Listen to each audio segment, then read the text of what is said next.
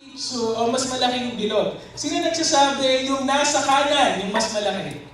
Wala pong tama sa kamali, wala, hindi po ako maniningil. Huwag po kayo mag-alala. Sino po nagsabi yung nasa kanan? Yung ito po yung malalaki. Yan. Yan yung mas malaki. Wala? Yung nasa kaliwa. Mas malaki. Yan.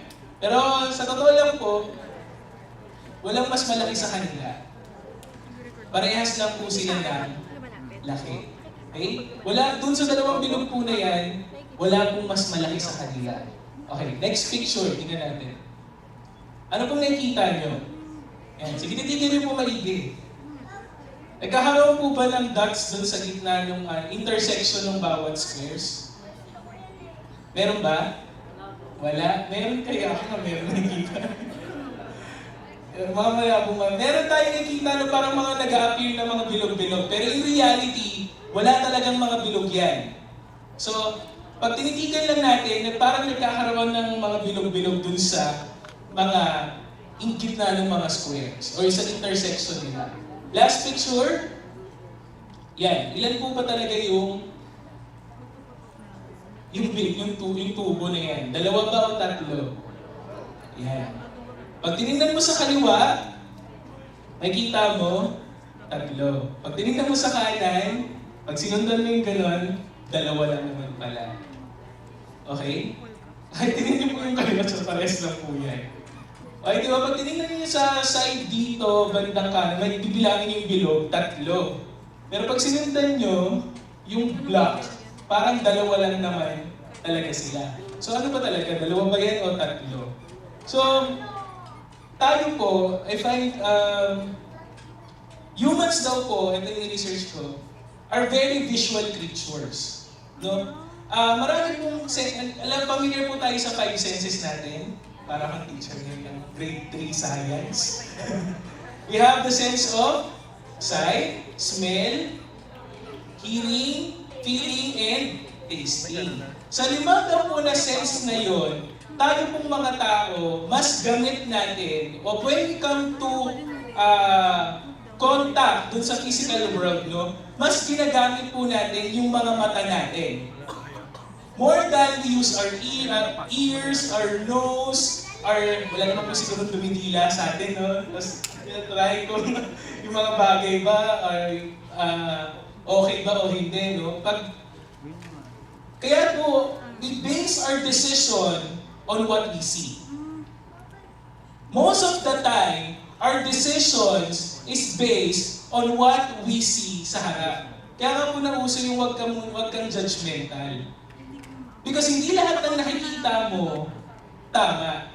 You need to know the story behind in order for you to judge correctly ano ba yung nakita mo. Lalo na po ngayon, siyempre millennial age na po. Uso na po yung Facebook, uso na po yung social media, ang dami-dami ng balitang pinakakalat sa internet. Ang pinag-iingat po tayo, maniwala sa fake news. Dahil marami pong peking balitang nagkakalat na ngayon. And we need to be observant. Then, pansin nyo rin po, even advertisements, ang kinukuha po sa atin yung mata natin. Di ba pag nag-drive po along EDSA, you can see all the billboards. Ang dami, palakihan, mas makulay, may mga gumagamit pa ng LED para ma-capture yung mga mata natin. Because ano po yung pumukaw sa mata natin, o ano man yung, saan man napunta yung mata natin, we will give an attention to it. Tama ba? So sa mga young people dyan, laging kaharap ay cellphone. Anong ginagawa? Walang katapusang scroll like, scroll like, scroll like. Ano ba ginagawa mo dyan? Scroll like, scroll like. Naubos yung oras natin. Ganyan. Kasama ko dyan. Scroll like natin. Because, sa una, pwedeng maayos naman yung intention natin. Pero the moment na na-capture ng isang bagay ngayon yung attention natin, napapako tayo sa gano'n. And minsan, sabi ko nga po kanina, we base our decision on what we see rather than the rest of the senses. And the Bible also talks about our eyes. So familiar tayo dun sa mga verses na, let's fix our eyes onto Jesus. Diba? Bakit yung eyes yung ginamit niya? Bakit hindi yung hearing natin? Bakit hindi yung pag-amoy natin? Diba? Bakit yung eyes natin? And isa din familiar verse tayo sa lahat, without my people perish because of lack of vision or knowledge. Pero sa ibang version, vision. Ano po ginagamit sa vision? Mata. So, as you can see, the Bible talks about these things, and let me tell you, yung perspective natin sa isang bagay ay can make a difference dun sa ginagawa natin. How you look at things, kung paano mo tinitingnan yung isang bagay, it affects the way you live. Tama po? Pag tinignan mo yan, magbabase ka ng desisyon dyan. So pwede, yan ay itrato kong blessing or pwede kong itrato na curse.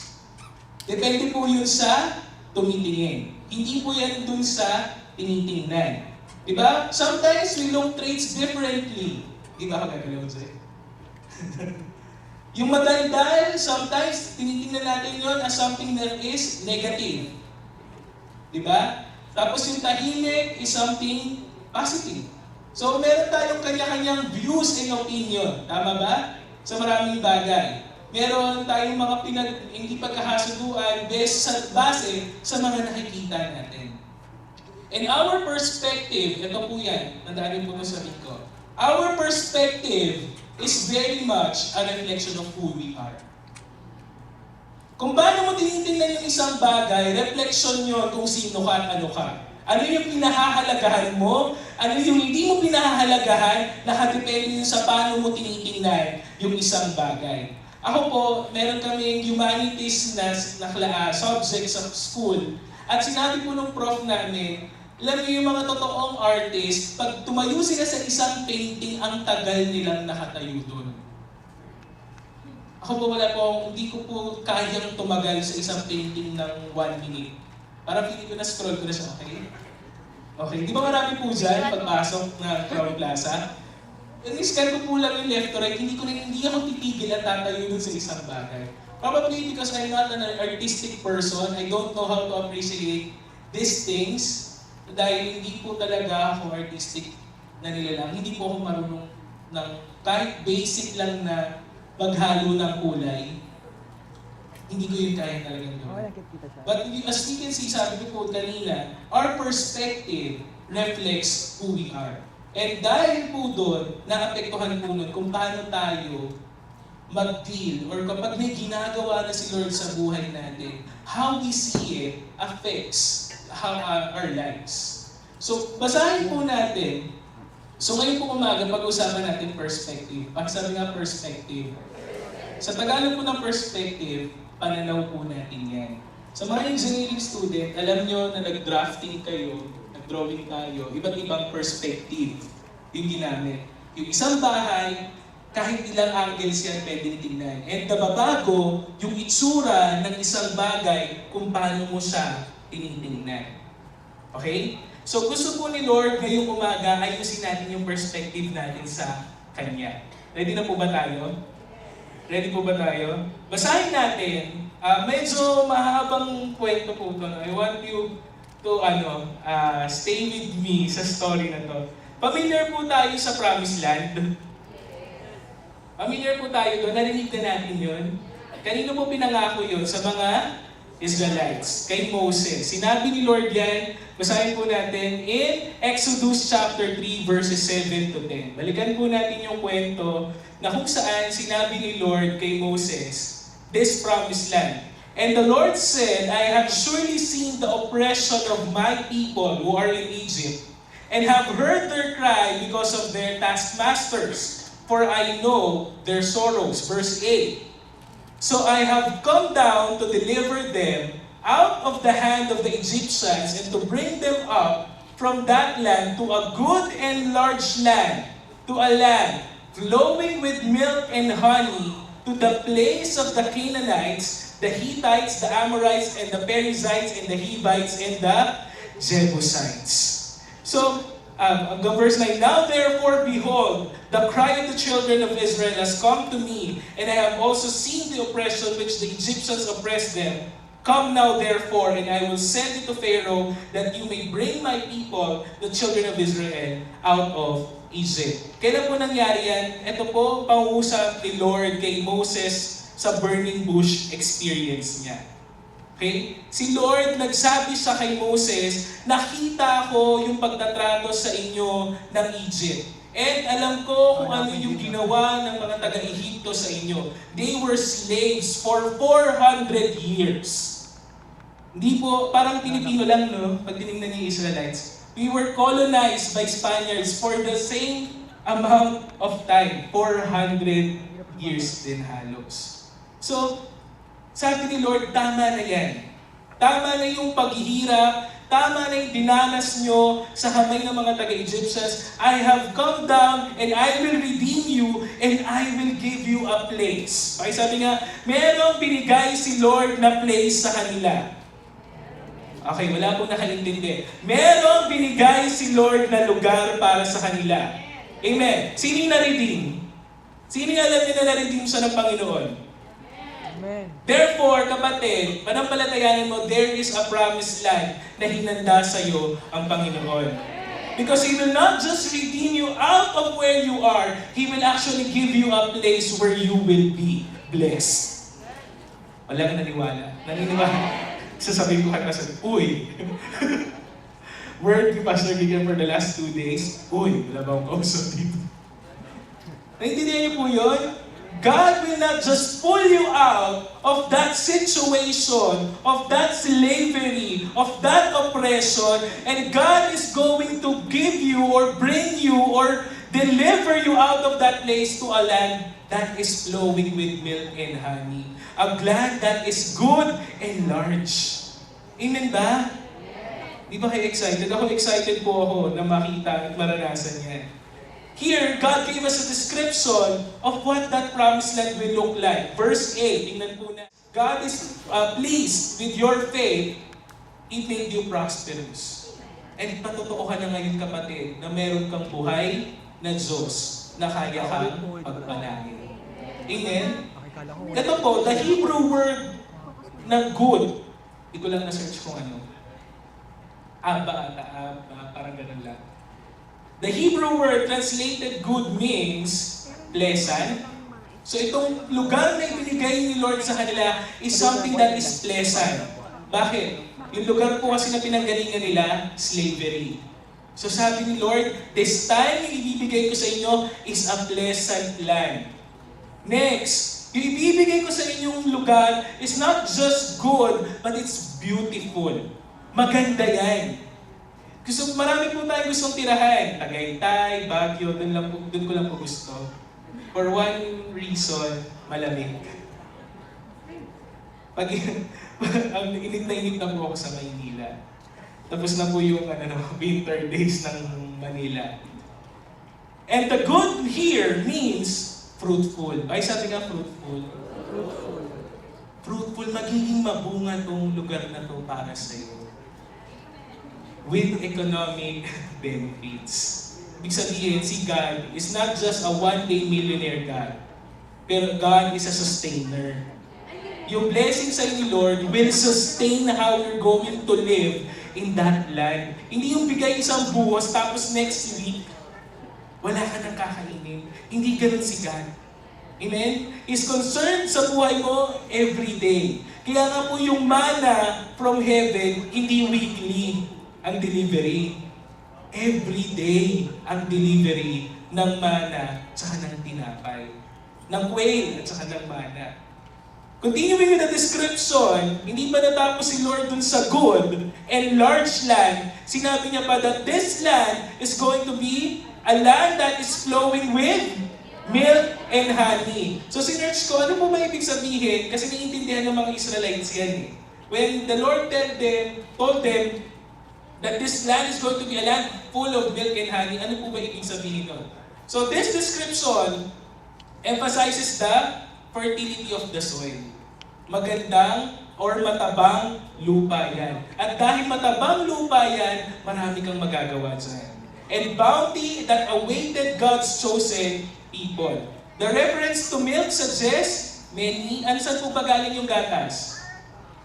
Sa cow. Many livestocks can be raised up dun sa lugar.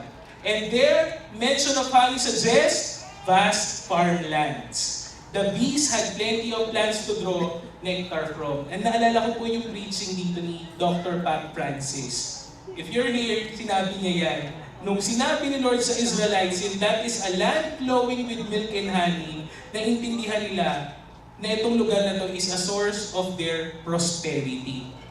That this land is not just to sustain my everyday need, pero itong lugar na to is a place of my prosperity. Dito ako pagpapalain ni Lord, overflowing. Kaya po sinabi flowing. Pag flowing po, hindi natatapos. Hindi tumitigil. Umaagos lang yon. Amen ba? And that is the place that God had prepared for His chosen people. A good and large land, also a land that is flowing with milk and honey. Isn't God good? Napakabuti po ng Diyos. Yun nga lang, may kadugtong. Mapapansin niyo, may kadugtong po yung a good and large land and a land flowing with milk and honey to the place of the Canaanites, the Hittites, the Amorites, the Perizzites, the Hivites, and the Jebusites. Ano po yung mga yan? Ano po yung mga yan? Actually, pag narinig niyo po yan, hindi po kayo matutuwa. Hindi good news ang sinabi ni Lord. Yan po ay ang kanilang mga kaaway. Hindi lang isa, hindi lang dalawa, hindi ilan po yung mga kaaway nila. 1, 2, 3, 4, 5, 6 people or group of people, nation, na nakatira dun sa lugar na pag-aari at pinangako sa kanila ni Lord. Think about God's promise for your life. Ang saya, di ba? Pero sometimes, God's promises for us includes enemies. These are not actually your enemies. These are opposition to your blessing. Bakit ang dami? Mayroon po nabasa. Bakit ang dami namang nakatira doon? The greater the opportunity is, the greater your enemy will be. The greater the blessing that God has in store for you, the bigger the challenge you will face in order for you to have it. Pero tandaan mo kapatid, sa'yo yun. Tandaan mo, sa'yo yun. Sabi mo, akin yan. Akin yan. So anong pinagpipray mo? Diba? Anong kiniklaim mo pangako sa iyo, Lord? Sabihin mo ngayong umaga, akin yan. At hindi po tayo matatakot dun sa mga kaaway na nakaharap sa atin. No, because we know God had prepared this place for you, for me. Akin yan, sa atin yan. And we can trust in God's promises because tapat siyang Diyos. At yung Diyos natin, hindi natatakot sa mga kaaway na yan. No, si Lord, hindi siya nababagabag ng kahit 1 minute na meron ka tunggali ka dyan sa promise na yan. Why? Kasi makapangyarihan siyang Diyos. Kaya niyang gawin lahat. Tama ba? Naniniwala ba kayo na kayang gawin ni Lord lahat? Na kayang baliktaran ni Lord yung sitwasyon niyo. Na kahit sa tingin niyo, hopeless na yung situation niyo dahil ang dami niyo ng kinalaban, hindi pa rin matapos-tapos. But God is a powerful God. Makapangyarihan siyang Diyos. Tingnan po natin, Numbers 23 verse 19. Numbers 23 verse 19. God is not a man that He should lie. Hindi po tao ang Diyos na nagsisinungaling siya. Nor a son of man that He should repent. Has He said and He will not do? Or has He spoken and will He not make it good? Kaya po sabi ko kanina, alalahanin na natin yung mga pangako sa atin ni Lord. Dahil hindi siya magsisinungaling tungkol sa mga bagay na yan, yung mga hinanda niya sa'yo, hindi yan sinabi ni Lord para lang ma-encourage ka nung panahon na na-receive mo yun. Sinabi yun ni Lord sa buhay mo kasi gusto niyang mapasa'yo yun. Gusto ni Lord, matayuan mo yung mga pangako na yan. Gusto ni Lord, ma-enjoy mo yung mga hinanda niya para sa iyo. Because God is the kind of God that we are serving. Gusto ni Lord, ma-enjoy yung kabutihan niya. Hindi ka lang kakanta ng Sunday ng you are good, nang hindi mo nararanasan mismo sa sarili mo kung gaano kabuti yung Diyos mo. Amen? Parana sa ni Lord yan ngayong umaga. And if you will not believe that, just claim, Lord, I want to experience your goodness. Kapatid, humapit ka sa upuan mo pag pinag-pray mo yan. Dahil for sure ako, tatumbling ka. At hindi ka makakapaniwala sa kung anong kayang gawin ng Diyos mo. Sa sitwasyon mo. Panapalalayanan mo yung Diyos na nangako sa'yo. Kasi kahit anumang mangyari, hindi babaliktad, hindi tatalikod ang Diyos sa salita niya sa buhay mo. Amen? God's word. God is not a man that He should lie to you. Hindi nagsisinungaling ang Diyos. Pag sinabi niya, you this year, you'll be promoted. This year, you will have an increase. This year, your territory will expand. This year, what? You will have your new house. Panapalatayanan mo kung galing yan sa Panginoon. Kasi bibigay yan sa iyo ni Lord. Amen? Amen? Don't evaluate God's reliability like a human. Hindi tao ang Diyos. Pag sa tao ka talaga umasa, kapatid, bukas lang iiyak ka na. Bakit hindi siya nagbayad? Inaasahan ko pa naman yun ngayon. Na lahat naman ng pagkakataon ngayon pa talaga na-delay yan. Ako naman ang maiipit. Diba? Ganun yung magtiwala sa tao. But God that we are serving is always an on-time God. And it's not just the God of enough, but He is the God of more than enough. Higit pa sa lahat ng inaasahan mo. Amen? Hallelujah. So, punta na po tayo sa verse ko. Actually, introduction na yan. Numbers chapter 13, verse 2. Yeah. Sabi po ni Lord kay Moses, send men to spy out the land of Canaan, which I am giving to the children of Israel. From each tribe of their fathers, you shall send a man, everyone a leader among them. Bigla po, so kanina nasa Exodus tayo, burning bush encounter. God promised Moses na aalisin sila ni Lord out of the slavery and they will enter a land that is good and large, a land flowing with milk and honey. Numbers 13 verse 2, bigla nagsabi si Lord, send men to spy out the land of Canaan. Alam niyo po, nung pinangako yun ni Lord, until this time, in Numbers 13, no one has seen what God has prepared for them. Wala kahit sino sa kanila ang nakakita, kahit si Moses himself, nung time na yan, hindi niya alam kung ano ba yung sinasabi ni Lord, a land that is good and large, and a land that is flowing with milk and honey. But he obeyed God. But he followed God. Because alam niya merong naghihintay sa kanya. Wala siyang nakita, pero alam niya merong hinanda sa kanya yung Panginoon niya. At hindi yun mangyayari kung hindi ako lalakad papunta doon. Hindi ko matitikman yung land flowing with milk and honey if I would just stay here in Egypt and die. I have to move out. This command came from one of the most challenging times in the Israel's wilderness. Sila po ay 40 years nasa wilderness. Alam niyo naman, siguro narinig nyo na it can take them 11 days from Egypt papunta ng Promised Land. Pero hindi po 11 days ang kanilang naging travel time. Naging 40 years po ang kanilang travel time. And during this time in Numbers 13, people, nag-ano na po sila, restless na sila. Meron ba talagang promised land? Totoo ba talaga yung sinasabi ni Moses? Sabi ni Lord, wait. Okay? I'll do something about this. Send men to look into that place. And pagbalik nila, magre-report sila kung ano yung nakita nila. You see, the problem starts to happen when we lose our vision. When we start to lose at focus dun sa promise ni Lord for our lives, things starts to get messy. Hello? Gumugulo na yung buhay natin kasi hindi na natin alam kung saan na tayo nakatingin. But Moses has this faith. Bakit siya hindi siya alarmed?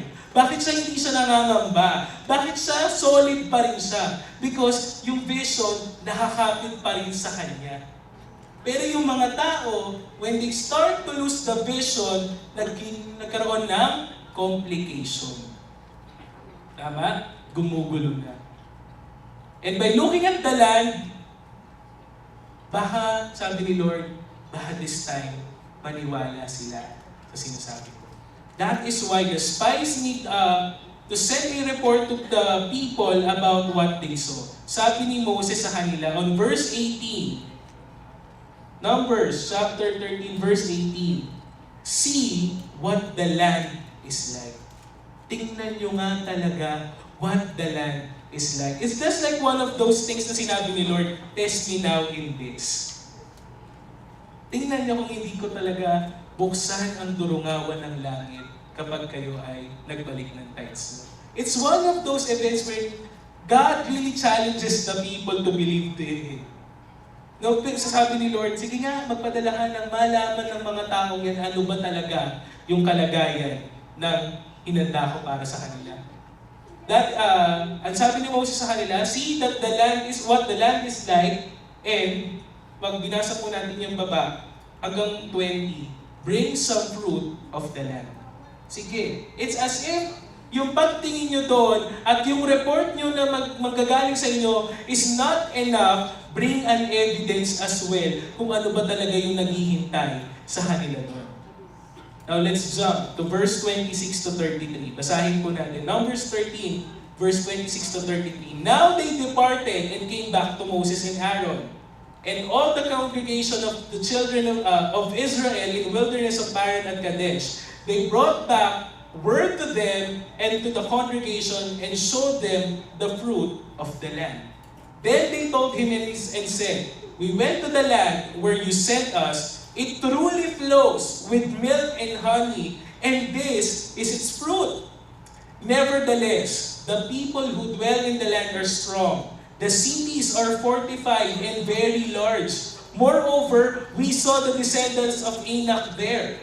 The Amalekites dwell in the land of the south. The Hittites, the Jebusites, the Amorites dwell in the mountains, and the Canaanites dwell by the sea along the banks of Jordan. Then Caleb quieted the people before Moses and said, let us go up at once and take possession, for we are well able to overcome it. But the men who had gone up with him said, we are not able to go against these people, for they are stronger than we. Next. And they gave the children of Israel a bad report of the land which they had spied out, saying, the land through which we have gone as spies is a land that devours its inhabitants. And all the people whom we saw in it are men of great stature. Ano po sinabi nila? There we saw the giants, the descendants of Anak came from the giants, and we were like grasshoppers in our own sight, and so we were in their sights. Ngayon po nakita natin yung report ng 12 spy. Let me tell you this. 10 spies gave a bad report. May isa pong nanindigan, tama? His name was Caleb. Sabi po nila, di ba? Sabi ni Lord, ni Moses sa kanila, see what the land is like. Tingnan nyo talaga what the land is like. Sabi po nila, then they truly said to him, we went to the land, pumunta kami doon, sa kung saan nyo kami pinapadala, and it truly flows with milk and honey, and this is its fruit. Totoo yung sinasabi ng Diyos natin. Totoo yung pinangako niya sa atin, that this is a good and large land, that this is really a land that is flowing with milk and honey. Totoo yung pangako ng Diyos natin.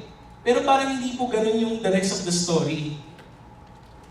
Alam niyo po yung fruit na pinadala ni Moses bilang evidence, pumitas po sila ng isang sanga ng grapes.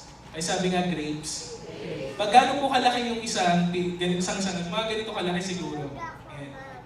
Pero po, yung dinala po nilang sanga ng grapes, kinakailangan pong bitbitin ng 2 tao.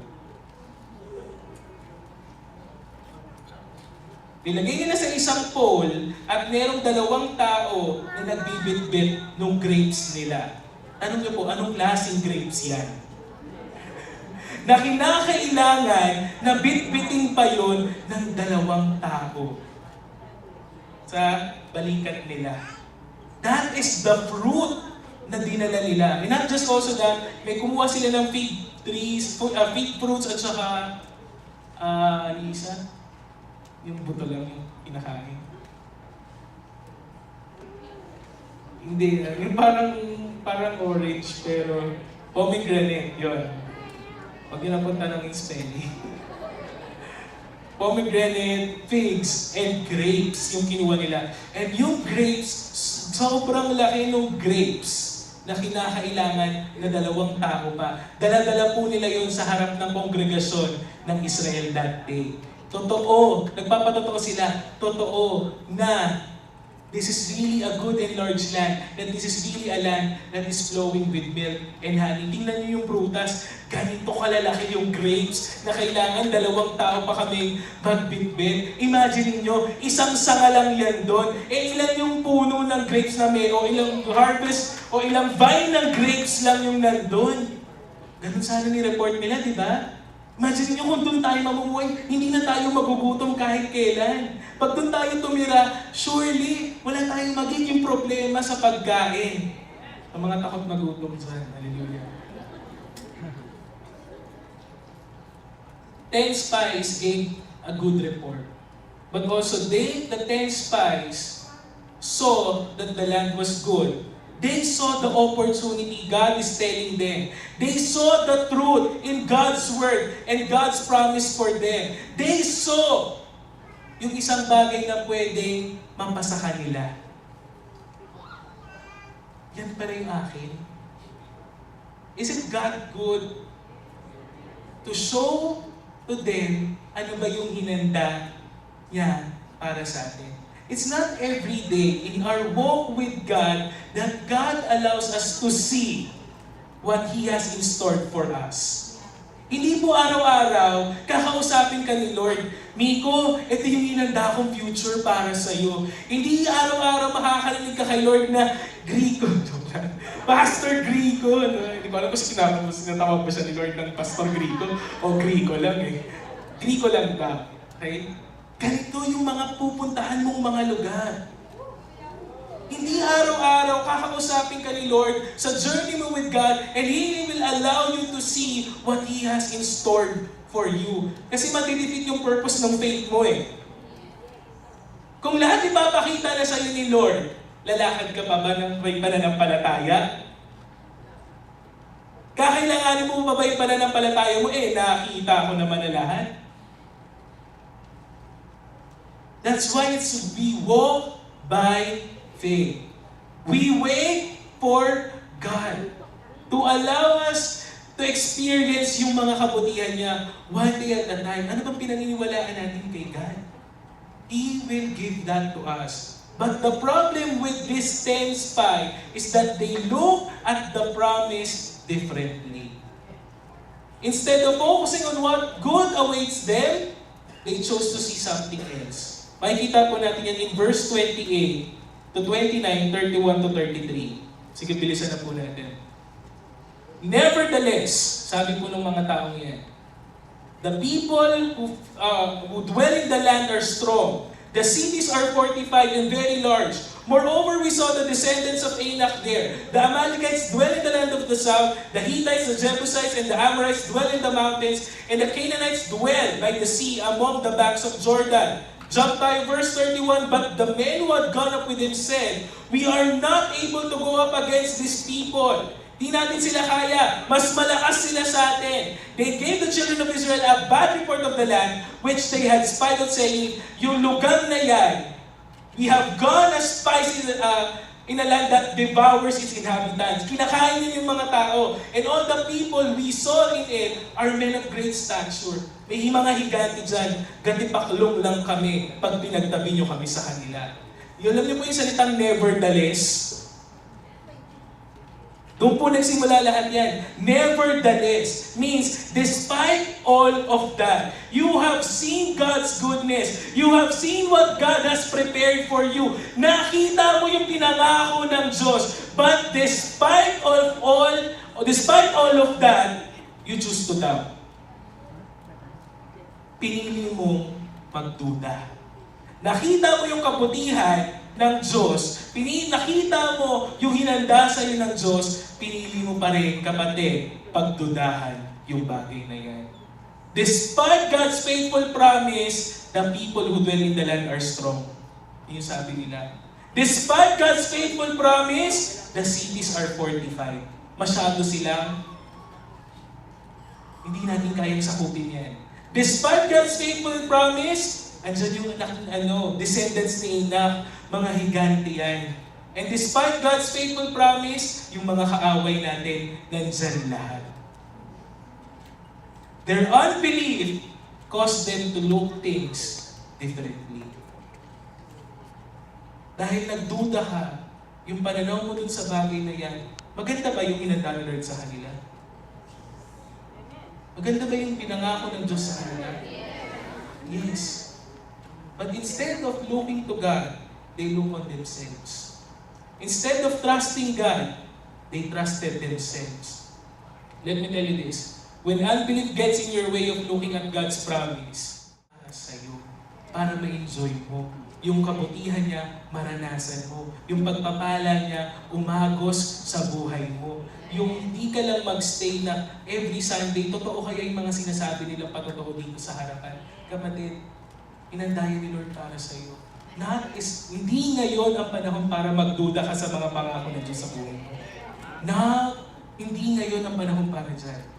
You have to remind yourself na hindi ako titigil hanggang hindi ko nakikita mangyari lahat ng pinangako ng Diyos sa buhay ko. You have to believe what God has promised for you. You have to believe what God has promised you. Diba? Promise of restoration. Promise of healing. Promise na makakakilala yung pamilya mo. Promise na, ano ba yung pinapangako sa iyo ng Diyos? Makakarating ka ba dyan? Makakapag-preach ka ba dyan? Lahat na pinangako ng Diyos sa buhay mo, kapatid, panampalatayanan mo na mangyayari yan sa iyo.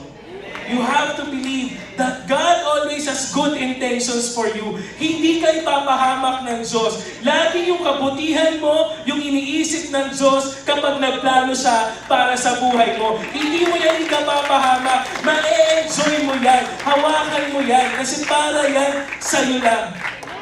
Wala kang ka-share dyan. Amen ba? And even when we don't see it yet, trust that He is working at the background para mahanda ang lahat.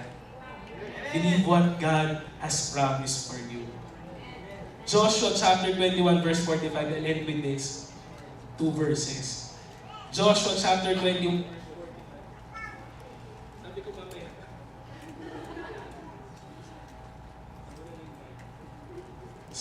Nawala na yung mic. Joshua 21 verse 45, not a word failed of any good thing which the Lord had spoken to the house of Israel. Ano po sabi dyan? All. Ay sabi nga all. Came to pass.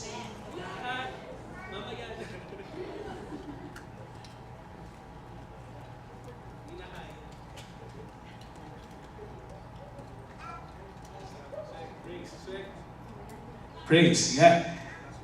All the promises, the good thing the Lord had spoken to the house of Israel, all came to pass. Faithful yung Diyos mo. na tapusin lahat na magandang sinimulan niya sa buhay mo. And one day, tatayo ka, magpapatotoo ka, sasabihin mo rin to, lahat ng sinabi ng Diyos sa buhay ko, natikman ko, lahat ng pinangako ng Diyos sa buhay ko, naranasan ko. Totoo yung Diyos na pinaglilingkuran ko. Tayo po tayo lahat.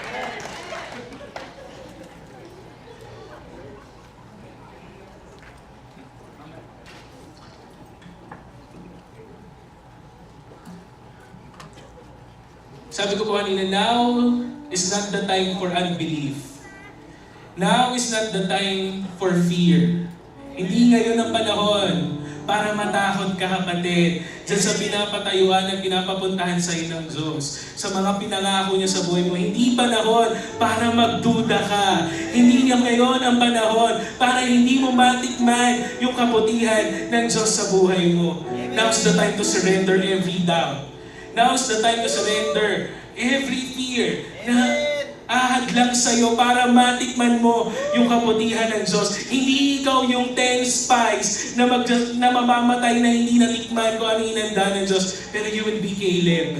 You will step into the promised land and you will enjoy the goodness of God all the days of your life. I say all the days of your life. As surely as you live, you will enjoy, you will experience the goodness of God in your life. Let's worship the Lord.